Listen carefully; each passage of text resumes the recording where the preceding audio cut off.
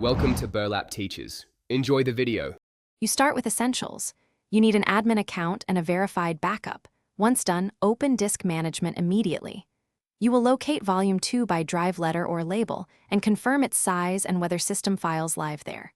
Make note of mounted points and any partition type, NTFS, FAT32, or recovery, because that determines removability. If Volume 2 hosts paging, shadow copies, or system files, you will need to relocate those first. Otherwise, you may proceed to change letters or prepare for deletion. Now you remove dependencies. First, disable the page file and system restore on Volume 2 so Windows stops using it.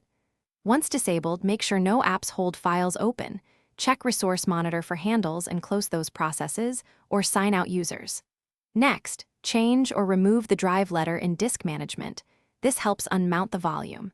If NTFS permissions prevent actions, take ownership and assign administrators full control, because elevated rights let you delete, format, or shrink the partitions safely.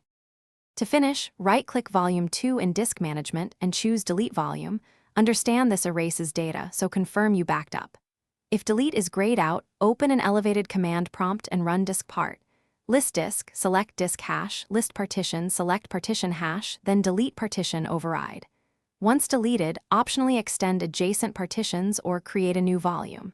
Troubleshooting tip: if deletion fails, check BitLocker, OEM recovery flags, or active services. Decrypt, remove flags, stop services, then repeat the delete sequence. Thanks for watching. Consider subscribing if this video helped you.